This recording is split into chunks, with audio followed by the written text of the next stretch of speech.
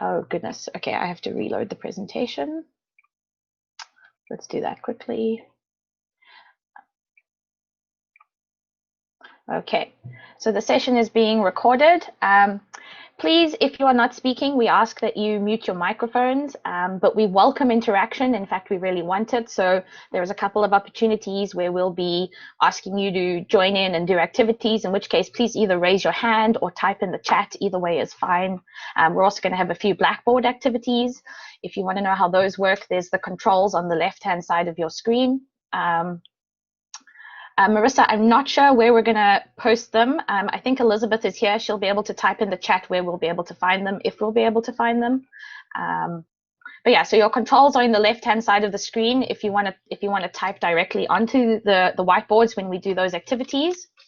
And yeah, just basically, let's all keep it polite and keep your mics off when we're not speaking. I apologize in advance if you hear any weird noises in my background. We do have a toddler careering around the house, so it's likely. Okay, and then so before we get started, we just wanted to take a minute to talk about who we are. So as I said, my name is Lauren Weller. I was born in South Africa, although I've lived in Windsor since 2017.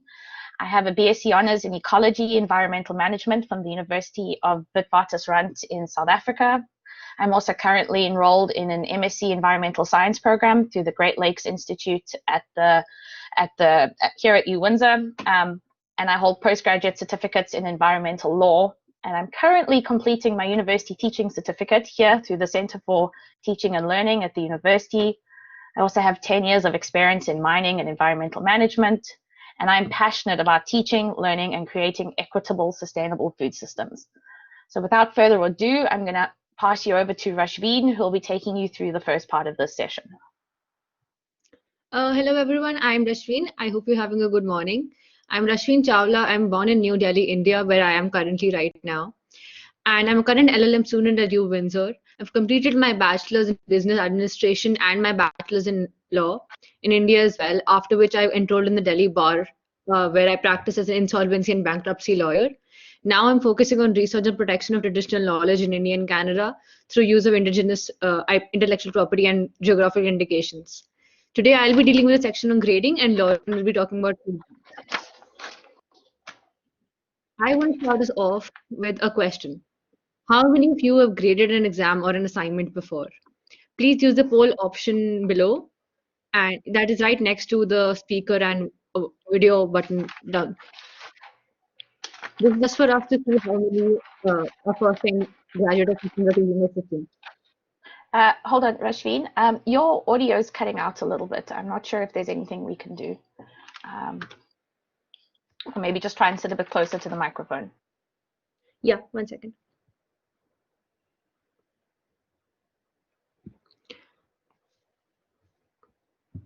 I will give you about 30 more seconds to answer that. 1 second. Let me try to fix this. It seems to be better already.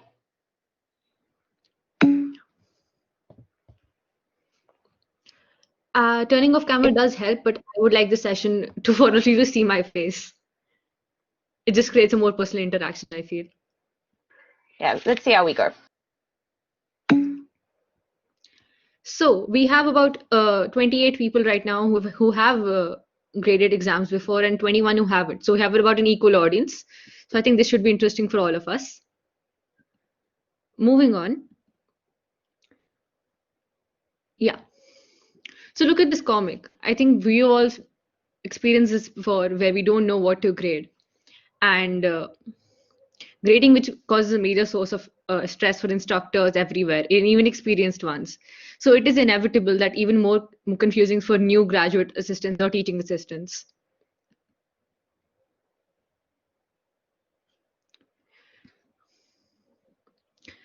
So some of us might be quite harsh in the beginning to prove that we are not pushovers, and maybe sometimes be lenient if we happen to know the students personally.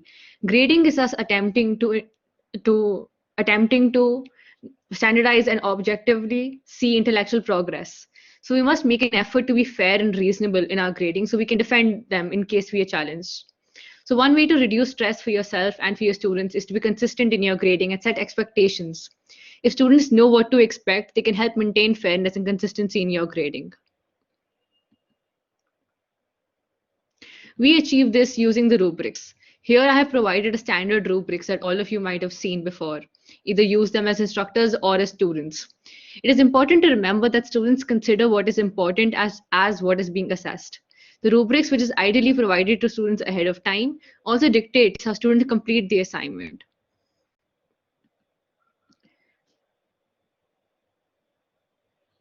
So I would like to do an activity right now.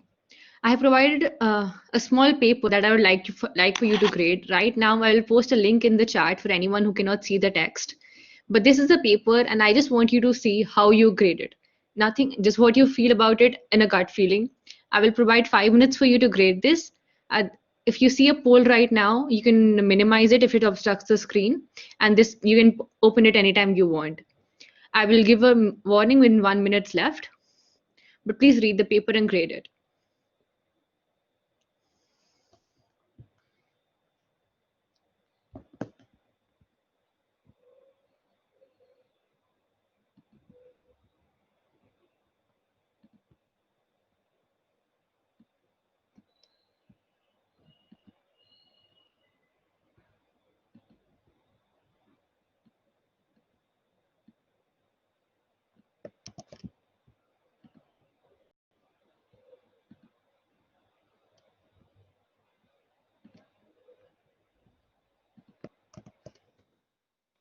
I have now posted the link for anyone to see. I advise everyone to open it right now as we will be using it later as well.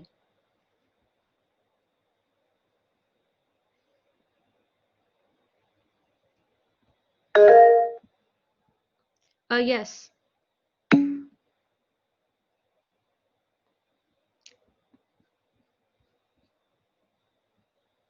Someone had a question.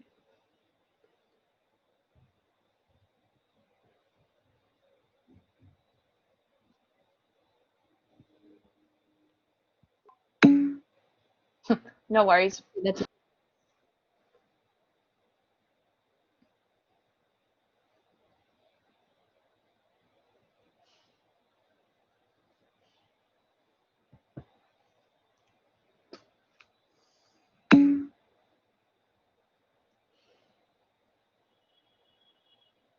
I want you to just grade it without a rubric, just what you feel about this as a paper.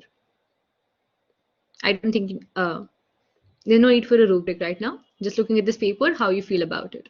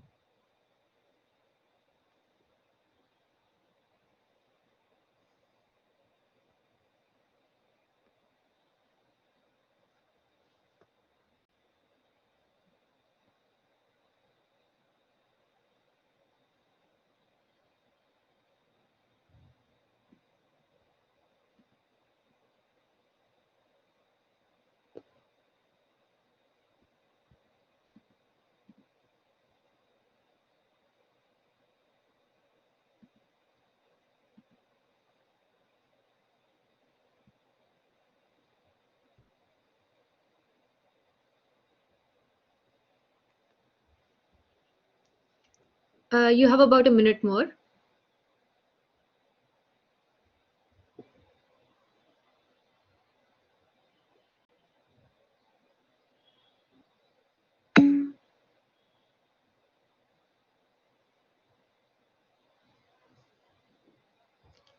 Let's say it's a first year paper.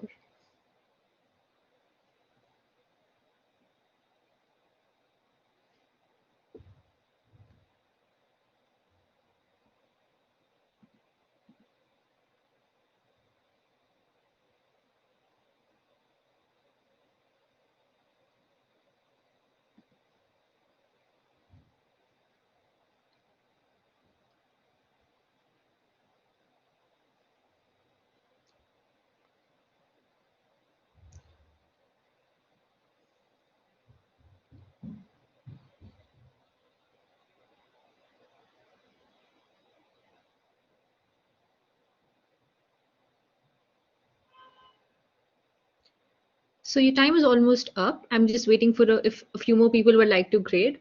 I'm seeing mostly, let me show you the responses. You're seeing mostly B's and C's with a few A's and D's. So anyone who graded it an A, would you like to just raise your hand if you like to talk about why you give this paper an A?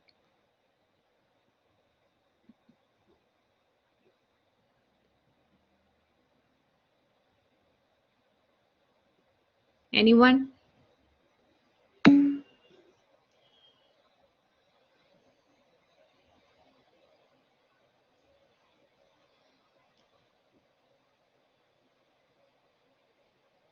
Or anyone who gave it a D? Why do you think this paper deserves a D?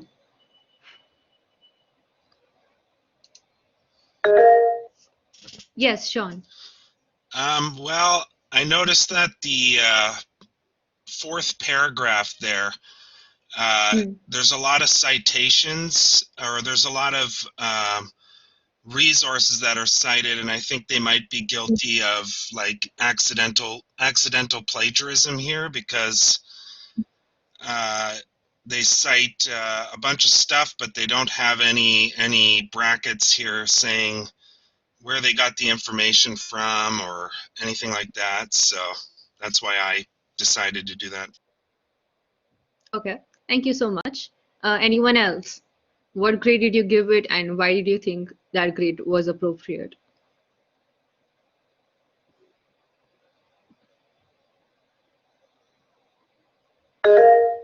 Yes, Ahmed.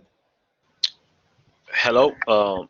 Yeah, I believe it's C because it doesn't answer the objective of the topic, and it says in conclusion, it says there is no easy answer to the question. So Yeah. this is it might have given an answer towards the objective by saying the fifth paragraph psychology is scientific. But again, this is not supported, and this is shown in the conclusion. So there is no supporting material, even though in the introduction there's references, but there's no support to the objective, even though there's a literal answer to the objective. Thank you. Yeah. Thank you so much. So as we can see, there's a lot of varied response to this. Because our grading needs to be consistent, what we do is use a rubric. So here is a rubric that I have prepared for this paper. There is still now what I'd like you to do is grade this paper again, but strictly use this rubric and assign a grade to it. For anyone to go back, there a link to is still in the chat. I'll post a link again. You can use this link to go to the document and see it again and grade it exclusively using this rubric.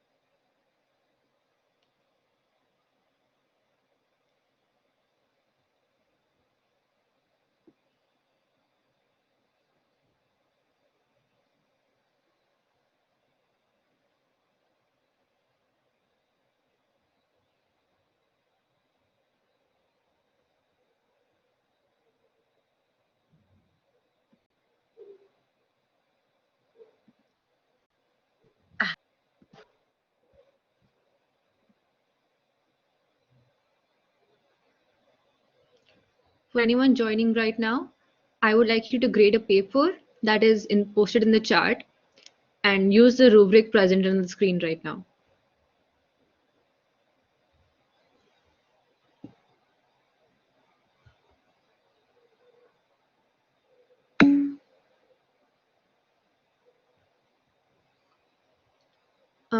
Let me see.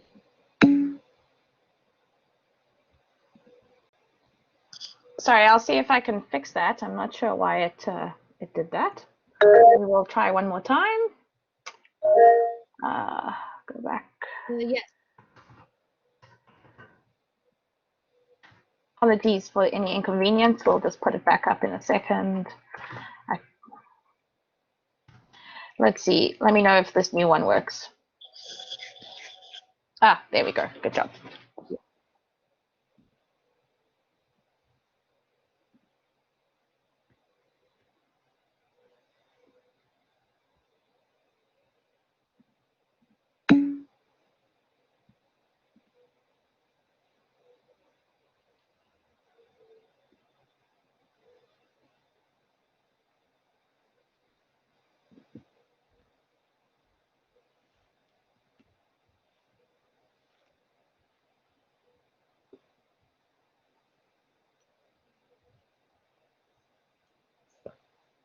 You have about a minute more.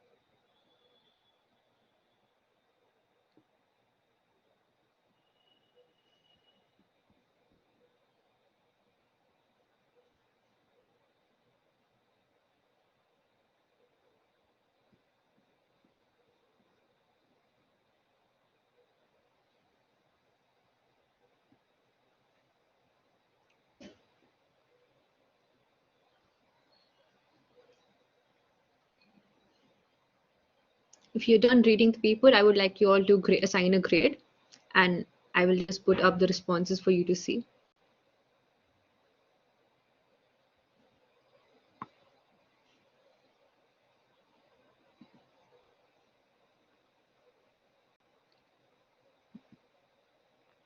So we can see here that from first, earlier we were all divided between all the grades, B and C mostly.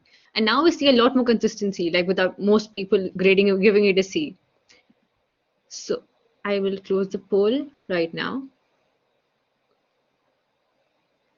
Yeah, and moving on. So why do we use a rubric?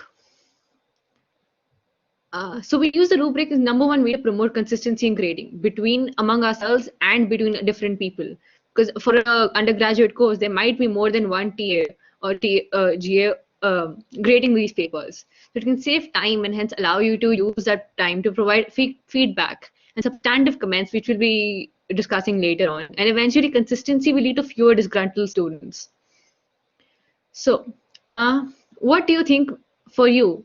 What might cause inconsistency in grading? I want you to use the screen as a whiteboard. You can type on the screen right now using controls in there's 3 lines on the top left corner and with the big T where you can type on the screen right now. What do you think might cause your grading to be inconsistent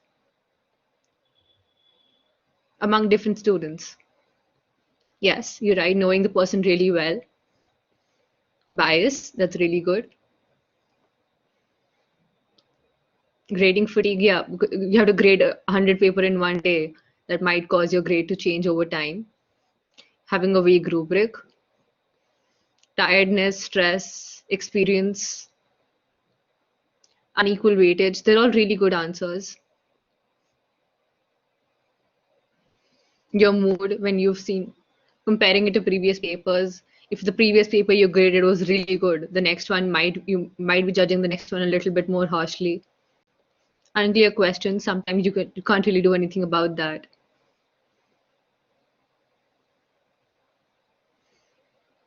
Yes, final paper versus the last paper.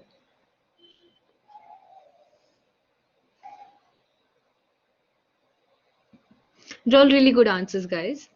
Thank you so much. Bad grammar, yeah. Fixating on very specific things. If the paper is really well written, bad grammar might put you off it.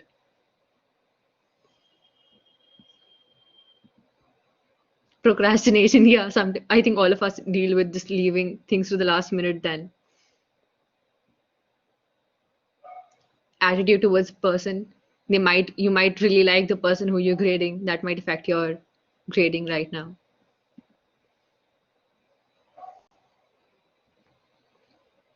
So they're all really good answers, guys. Thank you so much for interacting right now. So how do we make our grading consistent and also efficient? So first, I think first you should allow yourself sufficient time to grade. We all leave tasks to the last minute, but you and I both know that is not the right way to do it. Not all assignments have to be graded in one go, and honestly, none of them can be graded in one go. Grading for longer periods of time may lead to tiredness, lack of focus, and hence inconsistency. So I think you should allow yourself regular breaks. Every 20, 15 or 20 papers you grade, or if you're grading a long essay, every maybe 5 or 10, you should take a break. Next, grade together. If you know other TAs who are also grading, you could have an informal grading session where you all grade together. This is particularly helpful for exams where you all might be grading the same thing. We obviously do realize this is not happening right now with the current situations. Grading with other people can be really good, especially if you are inexperienced in grading and you're doing something for the first time. Thirdly, you should mark one section at a time. Marking one section at a time not only helps eliminate bias, but it is also much faster than grading the entire paper at the same time. It keeps you focused on one topic, so you're only checking for one topic and not for everything, not for all the content together. And you can memorize those answers, so it help you increase speed while grading. Next, you should keep doing a periodic check for consistency. After you've graded a certain number of papers, review your rubric or a checklist again to ensure that you are grading according to it. And lastly, as you already seen, sticking to the rubric will help you be more consistent in your grading. Another thing that can affect your consistency in grading is bias. So we as instructors obviously believe that we can be objective with the students. The importance of objectivity is always emphasized in assessment. And although we may try to be neutral, we all have values, belief, and predispositions that are not necessarily a bad thing, but can impact how we relate to others. And these assumptions help us understand unknown situations or deal with what is happening around us. But when our assumptions manifest as implicit biases, we can sometimes unknowingly reinforce negative stereotypes or create a negative environment in the classroom. The term implicit here means that these biases manifest unconsciously. There might be mental associations that are so well established in our brains that they operate without awareness or intention or any control. So the bias is any factor that affects the grade intentionally and subjectively. So today we'll be talking about three kinds of biases: the racial and ethnic bias, the confirmation bias, and then the halo and horn effect. There are other kinds of biases as well that you might know of, such as the gender bias. But for the purposes of the presentation today, we'll be focusing on these three major ones.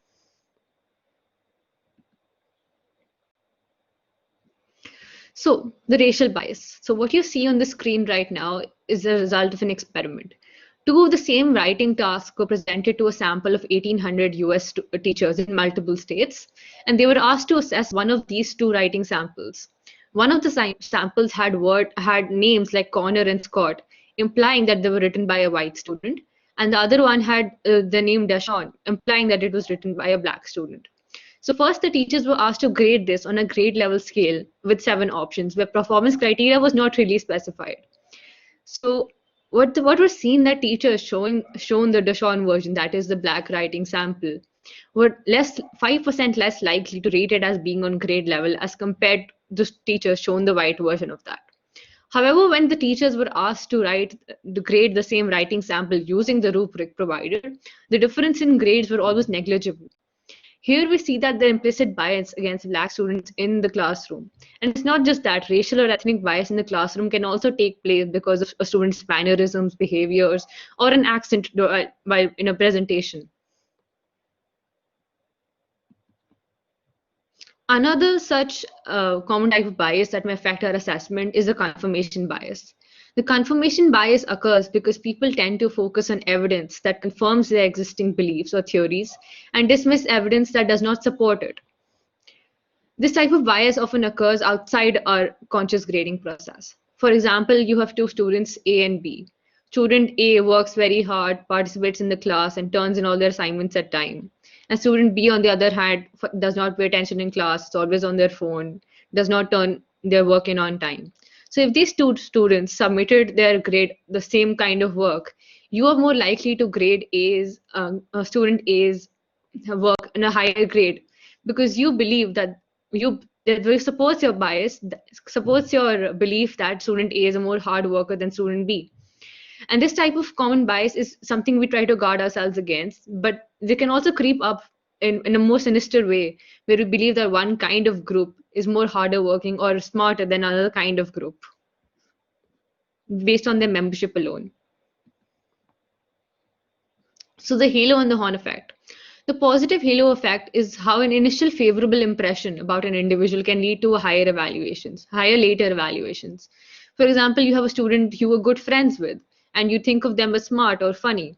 So because you have a good impression of that student, while grading, you might subconsciously give their paper of a similar nature higher than anyone written the same paper itself. So in another study done by more than 4,500 students, a group of students they were rated on their attractiveness on the photo based on their student ID card. So students who were termed as more attractive, they scored significantly lower in traditional classes, but significantly higher in traditional classes than in online classes. So this shows that there's always a stereotype and a halo effect regarding people who consider physically attractive. So the opposite of the halo effect is the horn effect, when a person's dislike trait affects your opinion of their work that is being graded. If, for example, one student keeps disturbing or derailing their class, or asks or tries to troll people inside a classroom, and you have a negative impression of them, you might subconsciously grade their work a little lower than anyone else's work. So how do you minimize bias with grading? Well, the first step is to be aware of your biases. Biases like these are natural and use a cognitive shorthand for making quick social judgments, and for people involved in situations or unknown situations. They become a problem when we're not aware of the impact we have on other people. So becoming aware of our biases can help us improve our interaction with others and decrease a sense of unease in unknown contexts and make better decisions. Though most of the research has been done with other professional groups or the general public, the same lessons obviously apply to graduate assistants and teaching assistants. Next, use clear assessment criteria and tools. As we've seen before, using tools such as Rubrics strictly for assessment of projects or presentations, or answer keys for open-ended questions will help you keep your focus on the content of the assessment and grade all students similarly. The next step is blind or anonymous grading. To reduce the impact of such biases, instructors can implement blind grading, where students' work is stripped of any identifiers prior to the review process. Blind grading can assure students that instructors' bias has been minimized and that the work speaks for itself. There are many approaches to blind grading. Firstly, it can be done by simply covering students' name, or instead of using names, you can ask your students to use personal identification numbers. You can grade the same section or question for all students at the same time. In case of grading exams, quizzes, or other worksheets, you can grade one section at a time for all students so that you can reduce the effect of the rest of their work for grading each question. This approach also ensures reliability of the test scores, and blind grading also can be done by using softwares for submissions, like Blackboard allows you to grade anonymously. The implicit association test. So now I challenge yourself to reflect on your own cultural identity and bias. The implicit association test, which is developed by Harvard, is a research-based way of examining one's hidden biases and the comfort level of our interaction with people of different identities, sexual, racial, or ethnic. The basic finding of this research of the test is that almost everyone is vulnerable to influences that result in bias or unease in dealing with people of different races or ethnicities. So I want you to explore your hidden bias by taking the IAT. You see tests for different ranges of differences, including race, disability, religion, sexuality, and so on. I recommend that you challenge yourself on an implicit association test, and after completing it, I want you to think about the fact, how did the IIT inform you of your hidden biases, and if you have any, and were you surprised by your results? And do you think knowing these biases will help you to grade better? There is a link posted on the screen right now, and this presentation will be provided to you later. Thank you so much. Now I pass on to Lauren, who will be talking about giving effective feedback.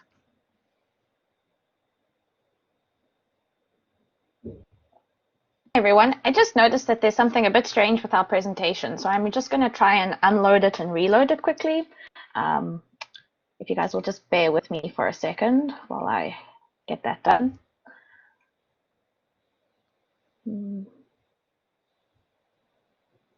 Yeah, I did notice the text moved around a lot.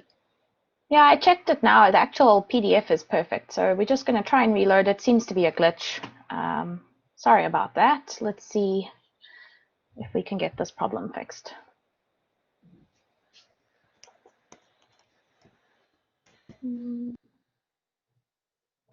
It's probably got something to do with the fact that it's quite a large presentation and it's taking a long time to convert.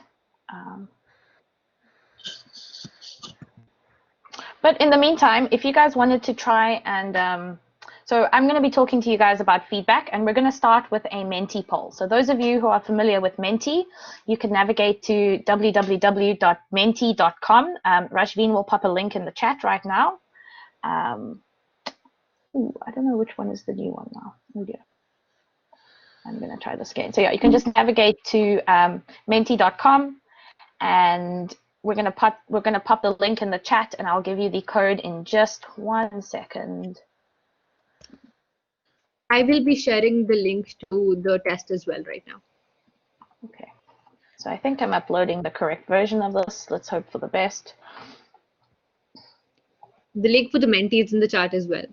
Yeah, so you can just navigate there, and if it comes up, so the code is, it should be a direct link if you follow the one in the chat, but I'm going to pop the link in the code down below as well, just while we get this sorted. Apologies. So that's the code when you get to menti.com, and we will start that in just a second. Oh goodness, it seems to be okay. Let's try this. Share now. Hopefully this has fixed all the errors.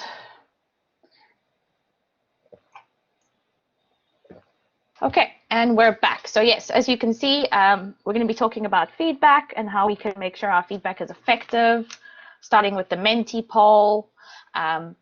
What comes to mind when you hear the word feedback? Let's have a look. Suggestions, grading, explanation, critique, grade, that's definitely coming up. Constructive criticism, talking, sharing, I like that. Opinions, suggestions, comments. Okay. I'm gonna share the screen now. Sorry, I just realized I had not been sharing my screen with you. So you guys can all see the results.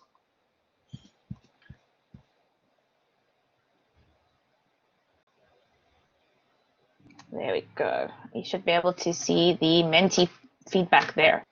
So we see that we've got grading coming up as very common. We've got suggestions, we've got comments, we've got constructive criticism that seems to be coming up a lot.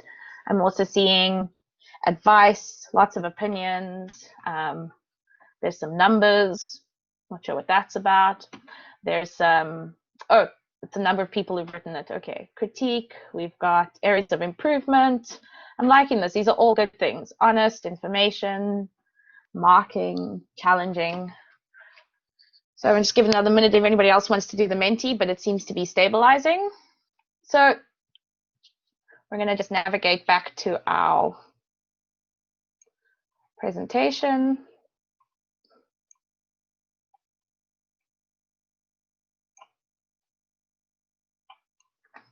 So what is feedback? Well, feedback is defined as information on the results of one's learning. Okay, listen, I'm going to have to disable things. I really would appreciate it if you didn't draw on our screen. Thank you very much. That's great.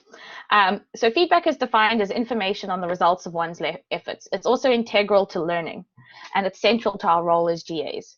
And the reason why feedback is integral to learning is because it's literally how we learn. If you think about how children learn, they have parents showing them how to do things. Like feedback is really important for us to understand what we're doing right, what we're doing wrong, and what we can do to improve. So why do we provide feedback? Well, fundamentally, we provide feedback. The primary aim of feedback in higher education is to support student learning. And we do that by offering information and direction for future assignments. It can also be used sometimes like in group work where you rely on the feedback of other students in order to justify grades.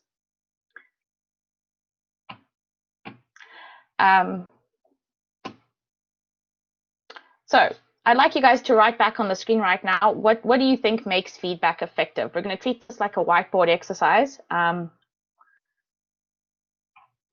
if you guys could just, a description, is that a description of what people are doing right, maybe what people are doing wrong? So just feel free to pop in here and, yeah, yes, details, having feedback be on time.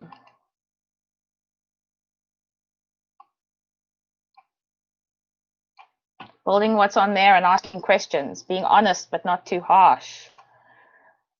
A good brief, personalized, these are all good things. Constructive and detailed. Yes. Examples of what you can do better. Building what there is and asking questions. Okay, so these are all things that make feedback effective. Should be legible. Gives tangible ways to improve. It's clear. Yes, I like this. Giving resources. Yes, to show students how they can be better.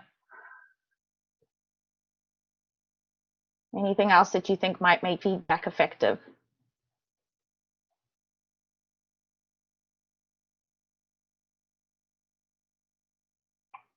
Be a bit uplifting. Comprehension. Yes.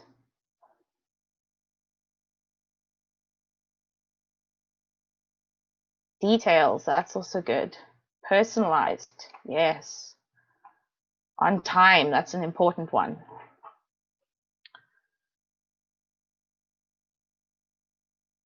So yeah, I think we're getting an idea of what we think makes feedback effective. So I'd like you guys to change course now and think about what might feedback ineffective, or what might make your feedback less effective. What are the kind of things that could turn a student off, or that might help your feedback not land exactly? Yes, being rude, bias, giving little or no feedback, that is important. If it's too general, if it's vague, yes, if you're putting somebody down, saying things like cool, neat, concise, yeah, without adding extra information, those things can be hard. You did this, not that, yes. If you're discouraging, if you're too hard, if you're too generalized, these are all great. Is there anything else we want to add to this list? If you're incoherent, yeah. If you just give no feedback and just a grade, absolutely. How is the student supposed to know what they're supposed to do better next time?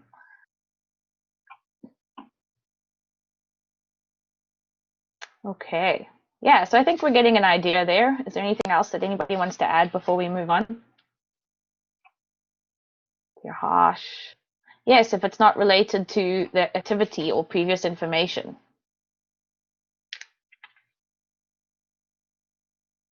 Okay, this is good, guys. Very, very good. Okay.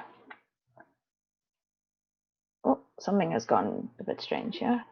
Okay, so I really like this quote by David Pollock, and he says that frequent and meaningful feedback is the cornerstone of learning. Without it, assessment only becomes a measure of failure rather than a tool for learning.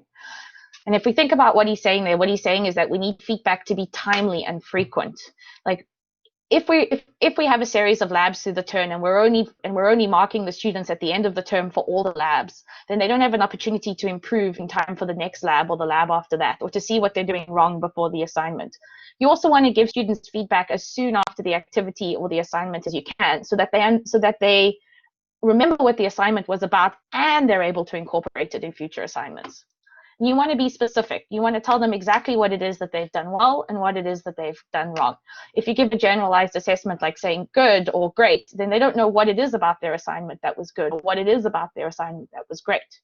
And we really need to think about how useful is our feedback. You know, we got to make sure that the feedback we're giving is actually practical and applicable. Like if we're asking first year students to do something that's maybe not, they haven't been taught yet, then that feedback's not particularly useful to them. If we're telling them, you know, to do something that's not necessarily part of the school set, like if we're telling a student that we didn't like their accent, or that they, you know, their spelling was terrible, unless the assignment is about spelling, or if it's about their accent, then that that feedback isn't useful. And so we need to be really careful to consider what feedback is useful to the student and what will help them improve, and what will ultimately, if we're trying to make sure that feedback is about learning, we need to make sure that any piece of feedback we give is focused on student learning. And so one way to do this is to establish goals for our feedback. You need to focus on what do you actually want the students to learn, and what are the grading standards, and what is the purpose of the assignment. So if we're marking an assignment and we're marking them on something that perhaps wasn't part of the assignment, then that feedback isn't particularly useful to them. If we're marking students, again, I'm going to use an essay example. If we're marking an essay, then grammar and spelling maybe have a place to play, as does formatting of the essay. We want to see how they've structured an argument. But if we're marking an exam question that's maybe just a paragraph, I don't need that paragraph to actually be structured like an essay unless it's been asked for that. And so you have to remember, always go back to the rubric, always go back to the question, and think about what we've actually asked the students to do, and therefore set goals for our feedback based on the assignment. It's also really important to remember that criticism and grades can be seriously emotive. I mean, think back to times when you've received negative feedback or when you've done really badly on an assignment. It can be crushing, especially if you've put a lot of work into it. And so what we ultimately want as GAs and TAs is we want to assist in student learning, we want to support our course instructors, and we want our feedback to be received as we intended it. We want students to learn, we want them to do better. We don't want them to see any feedback we're giving them as criticism or as a personal attack. And so one of the ways that we can help make feedback a little less emotive is to be specific and to make sure that whatever feedback we're giving really does link back to the assignment. It links back to exactly what that student's specific performance, and what have they done right and what have they potentially done that can be improved. And then it's important to balance criticism with encouragement. So it would be very difficult to read an assignment and not be able to find even one positive thing about it. And so it's really important to make sure that any criticism we give is balanced, and that, you know, we're kind in our criticism and we're kind in our feedback. And one of the things I like to do is you like to sandwich critical comments between strengths. This is called a compliment sandwich. So you might tell somebody that you can see that they've put a lot of work into the assignment, and that they may want to rework section A to make it flow better, although section B was great. That's a compliment sandwich. Criticism sandwich between two strengths. It just helps students to feel like it helps them to focus on what they've done right, as well as have a soft landing for things that might be perceived as negative. And this is particularly important specifically, I mean, I know I'm an environmental scientist. I deal a lot with biology students who potentially are trying to get into medical programs. People can be quite emotional, especially when they know they need to get a certain grade in order to move on to their next program might be. And so it's important to be gentle with people. So here are some strategies for effective feedback. We want feedback to be timely and relevant to the goals of the assignment. As I've said, we want to give it as soon as possible after the assignment, and it needs to relate back to what we've asked them. We need to be specific. We want to avoid comments like awkward or great. And we want to focus on higher order concerns. So depending on the assignment, the concerns might change. But, you know, higher order concerns are things like their skills, their ability to construct an argument. It's things like critical thinking, it's analysis, whereas lower order concerns might be formatting, they might be spelling, they might be saying in a presentation like I just did there. And so we've really got to focus on what exactly it is that we're trying to teach them, and that way you'll be able to pick out your lower order concerns from your higher order concerns. Another way to give feedback is to ask questions that prompt student thinking. Ask them why they chose that particular thing, what it is that they're hoping to show, how might they take that argument and take it further. And so by asking questions as part of our feedback, we're actually offering the students an opportunity to self-reflect and to potentially self-correct, but in a way that's still guided, and we're helping them to, you know, we're still facilitating their learning. And then you may want to offer examples of how to fix recurring issues. If you read an essay and somebody's made the same grammatical error over and over, it doesn't mean you can't comment on grammar or spelling. It's just you can still give them an example of how they may want to fix that. Same thing when it comes to referencing, or if you're marking a series of labs and you're noticing that the student is sort of making the same mistake in each lab, that's definitely something that you want to give feedback on. And then finally, we want to point out what was good or something that was well done.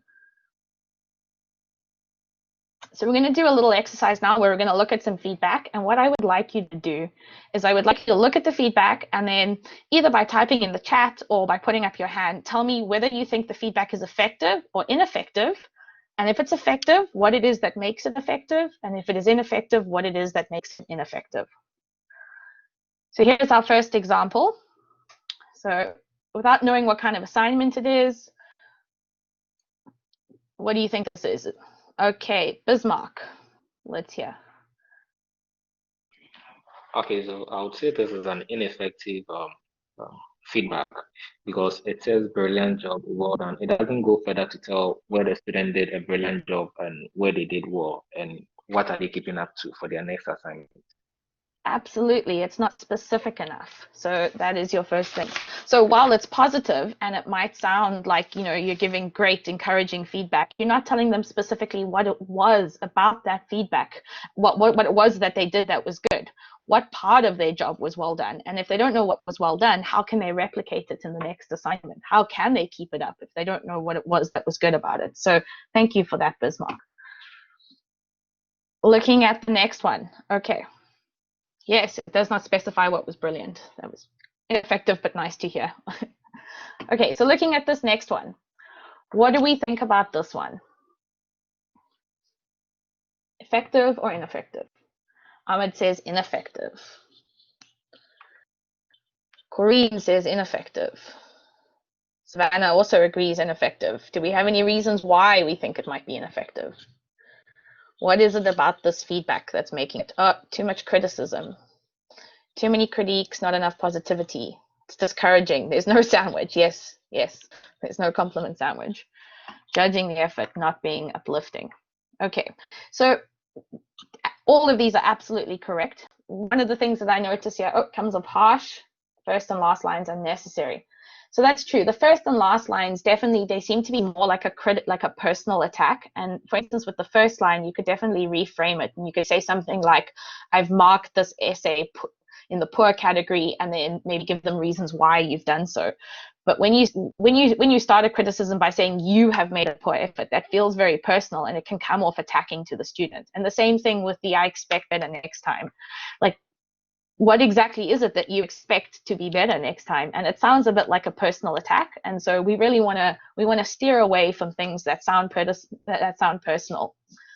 Same thing with the second line here on the no critical analysis demonstrated.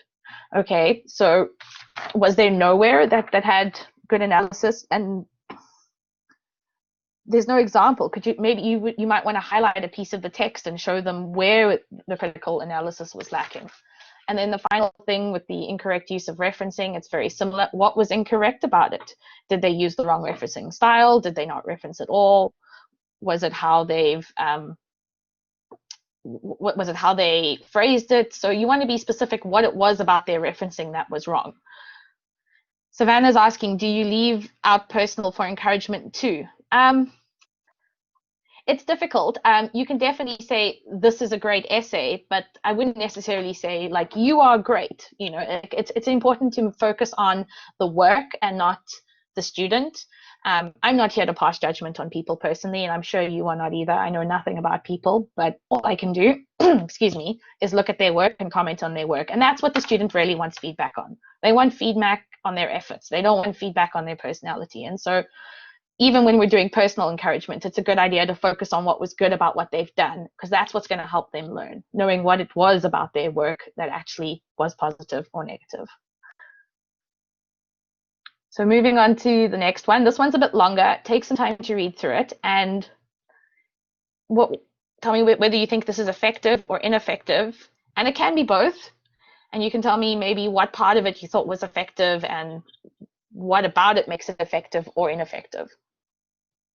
Feel free to raise your hands as well.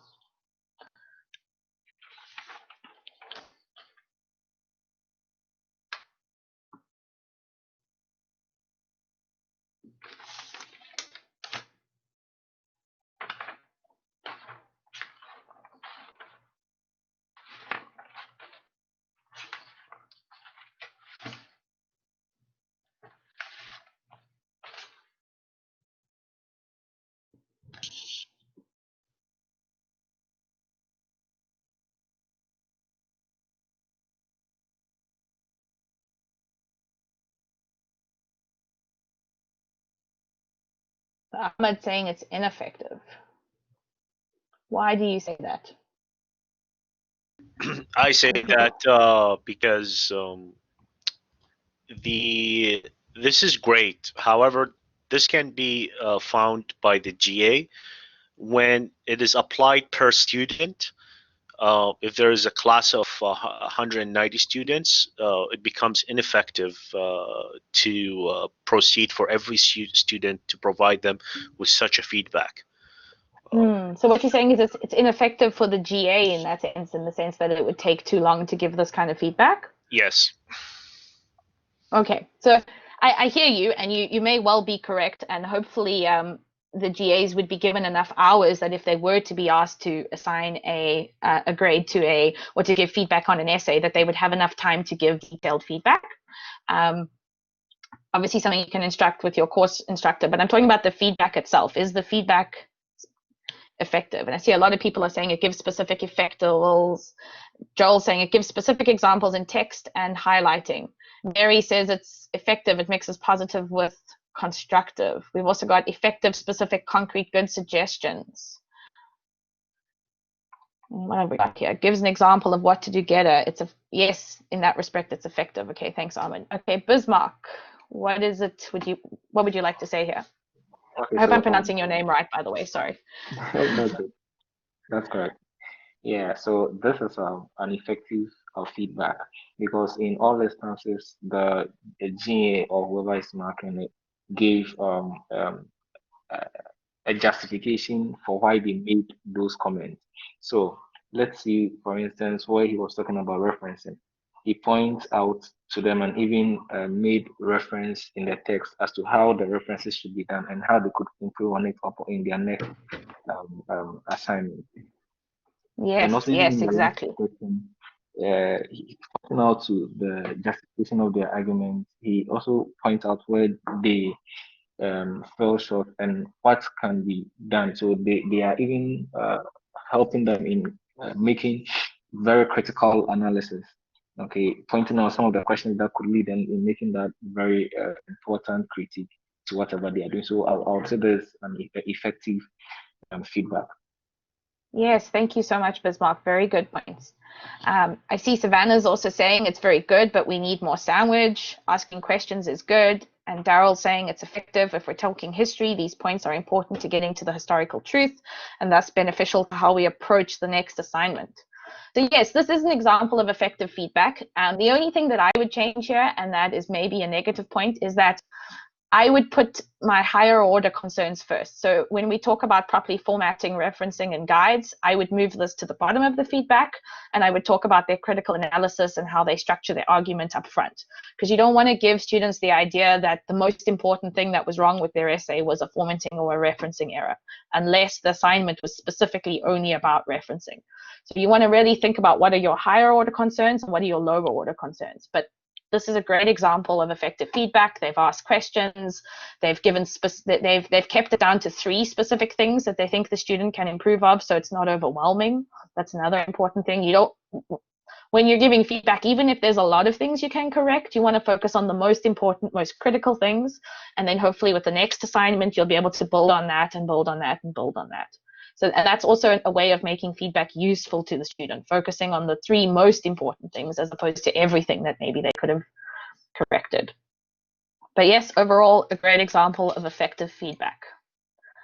So we're going to just do a quick summary here. So effective feedback, it facilitates student learning. It should reinforce what students are doing well as identifying areas for improvement. We should always seek to motivate. We should coach without criticizing, and we should try not to overwhelm the student with too many pieces of feedback. The nice thing about feedback is it helps to see their work from the reader's perspective. That's why sometimes feedback given in class when we grade each other's work can be helpful. It also helps students to see their work as entering into an academic conversation. And so these are all things that we want to do. We want to encourage our students. We want them to feel good about their work and to know exactly how to improve themselves. And that is really the goal of feedback, and that's why it's so fundamental to learning.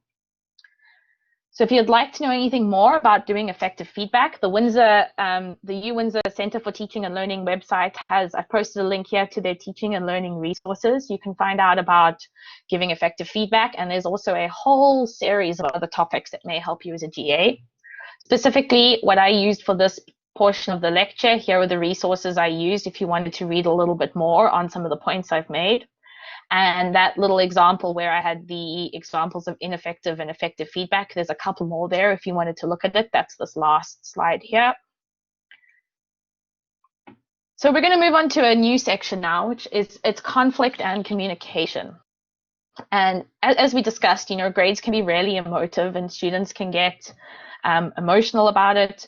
And so we're going to talk about regrading and about how to deal with criticism and conflict in the classroom when it comes to feedback and grading. So here's a little mini case I'd like you to read. Grades have been released for the most recent assignment, and within minutes of the grades being announced, you receive the following email from a student. What do? So have a read through the email and then start chatting. You can either put the answers in the chat or you can raise your hand and we can have a discussion about it.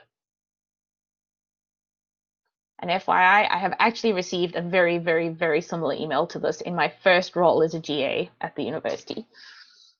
So these things do happen.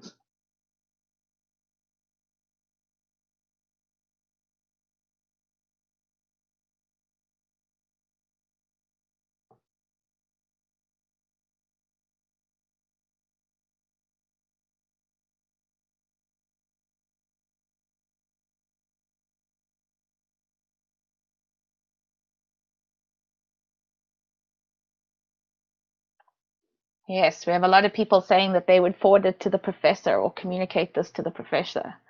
Reread the instructor's syllabus about their policy and regrading and make sure they're CC in an email. Yes, Corinne, that's a very good advice. Is there anything else you would do?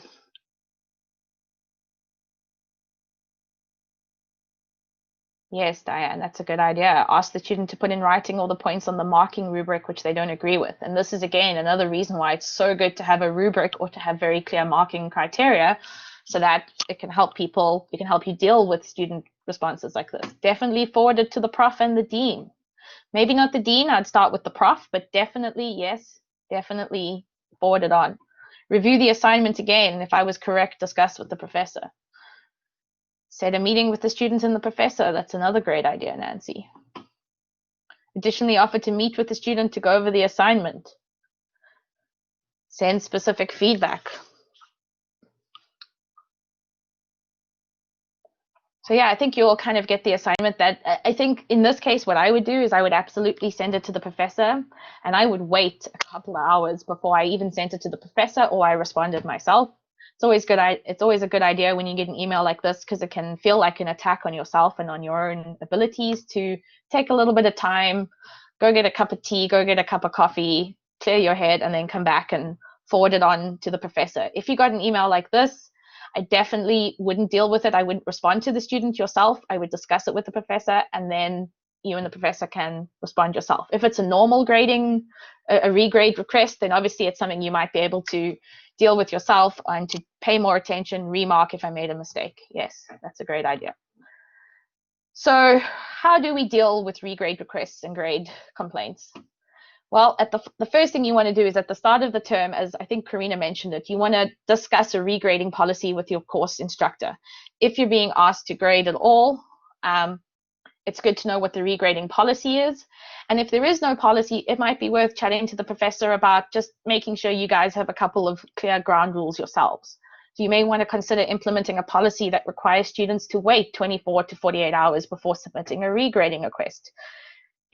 This just helps like emotions to calm down. As I said, when you first get an assignment, if you failed, you may be really upset and you may want to lash out and blame everybody else.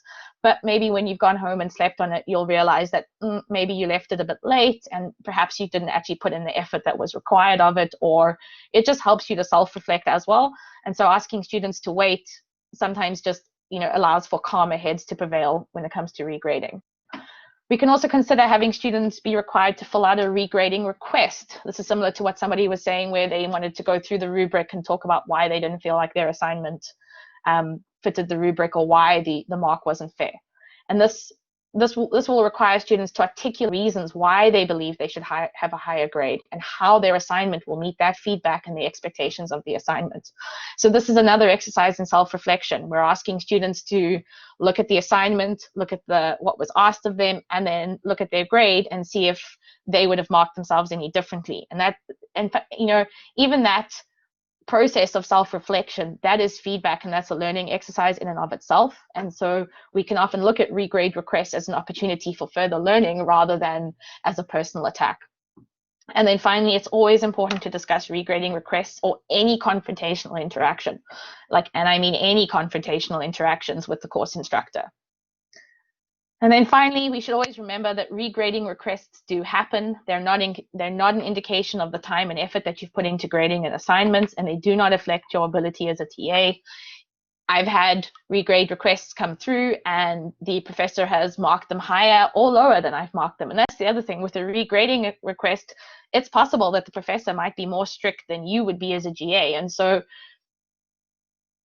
I wouldn't take it personally. Just take it in your stride, learn from it. If there was something that you did wrong or there was something that you feel like you could improve upon, take that as feedback. And that's the goal of what we're doing here. We're all learning. So if you're interested in learning anything more about grading, about feedback, about anything about being a GA, or if you just are passionate about teaching and learning to be a better instructor yourself in years to come, the Center for Teaching and Learning not only offers the GATA Academy, they also do regular presentations and workshops that are designed to improve your teaching practice. And the great thing about the CTL workshops is that you can get a transcript, which is easily downloadable from the CTL site. You have to log in to register for workshops like this. If you go up to that little login thing and you click, I think there's something next to it, you can actually download a list of all the workshops and all the training and events that you've attended. And that kind of acts as like a little mini transcript, which you can add onto your resume. It's great for resume building.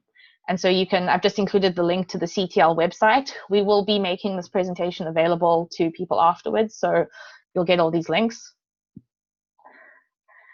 And then we're going to give you an opportunity to practice some feedback just before we do questions or while we're doing questions. Elizabeth, who's here from the CTL, she's sitting in on the session. She's going to post a link in the chat to a Qualitrix survey.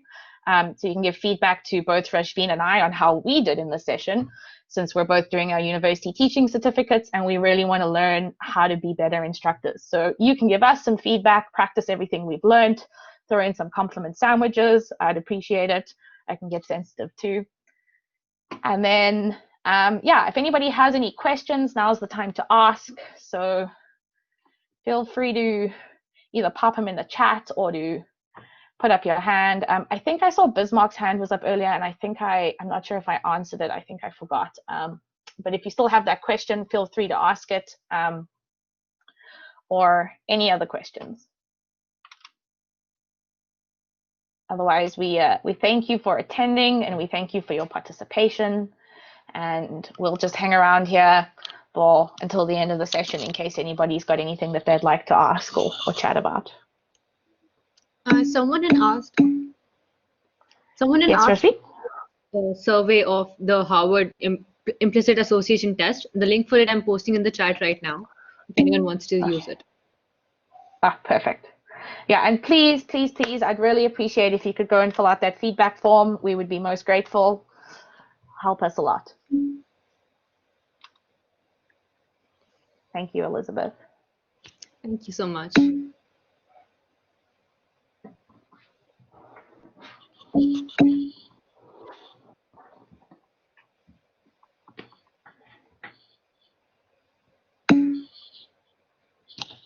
Thank you.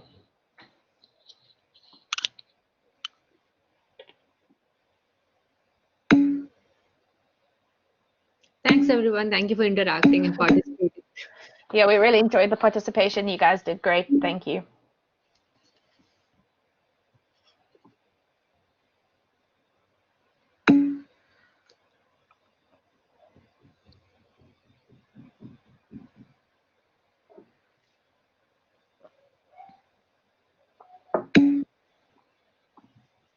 Thank you, Nancy.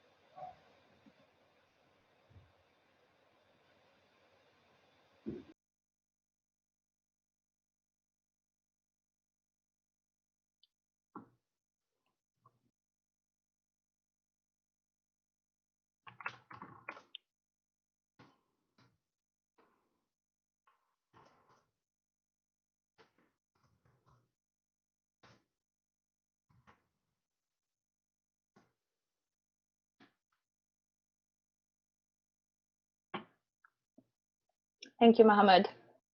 Have a lovely day yourself.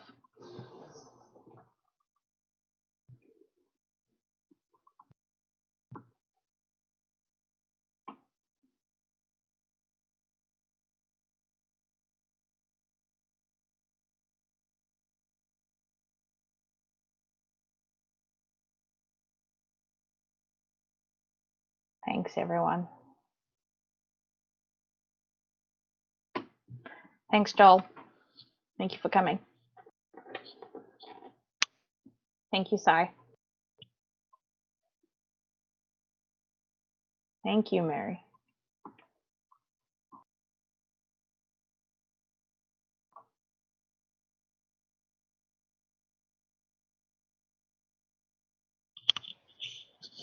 Thank you, everyone.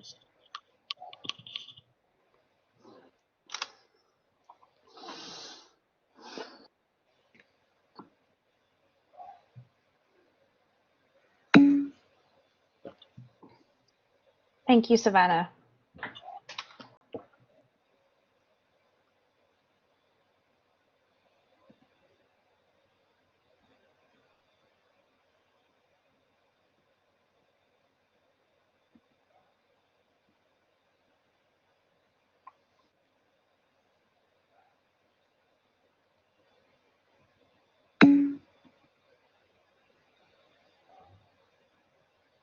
Thank you, Diane.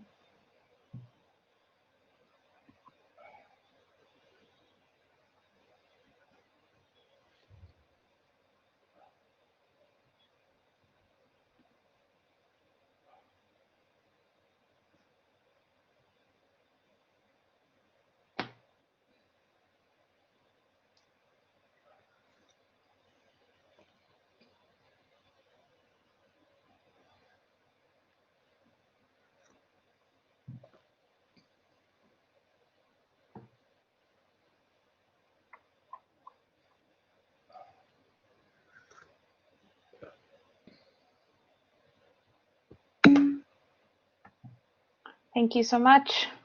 Stay healthy indeed.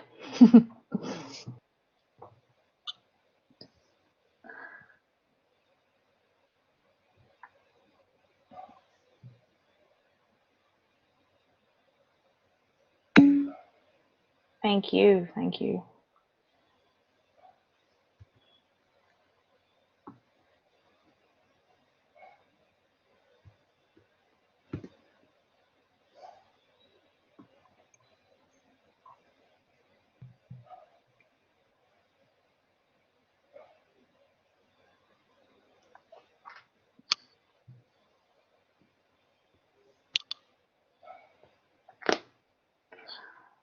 Okay, well, I'm not expecting too many questions.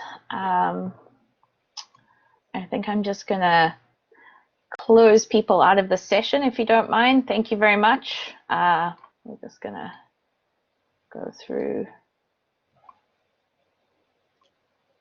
I think we should stop the recording first. Oh yes, stop the recording. That's a good idea. Okay.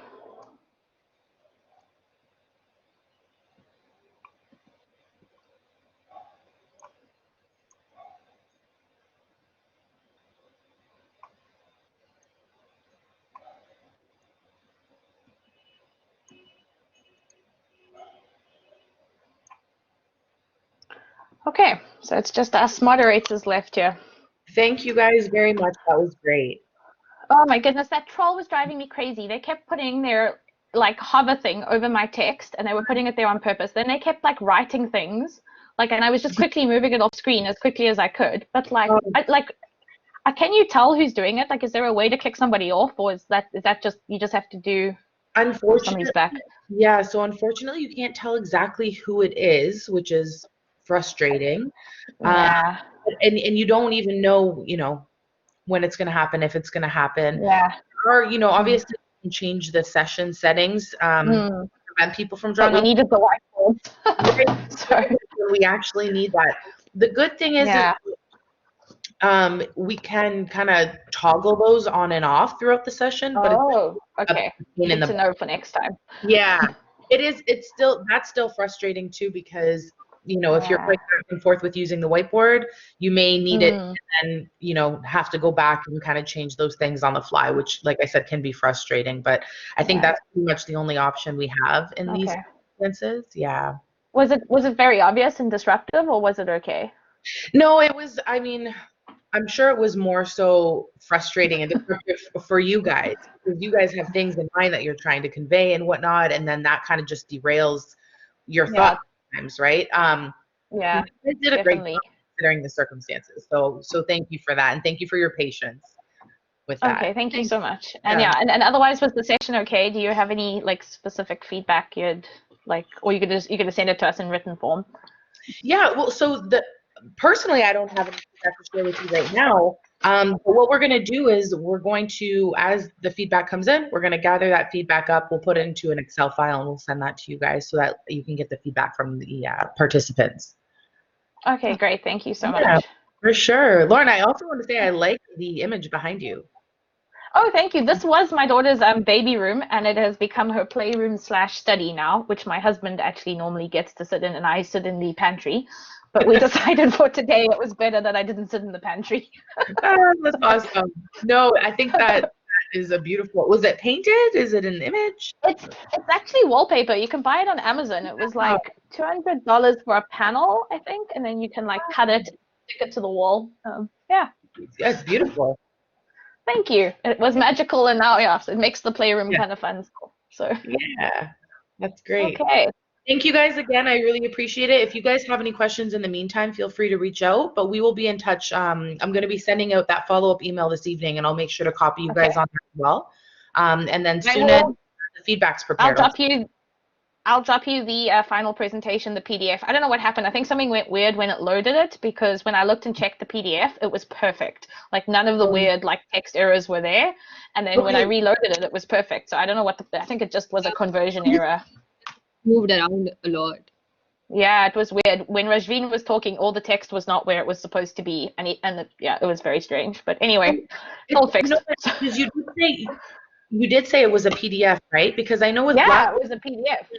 if you try to upload the PowerPoint slides, that's when this issue often happens. So people tend to use PDF instead, and I'm surprised that that issue is still happening with PDF. You know what might have happened is I might have confused my PDF and my PowerPoint when I uploaded it the first time, because they were right next to each other and they had the same name, but one was a PDF and one was a PowerPoint. Yes, that might have been the issue.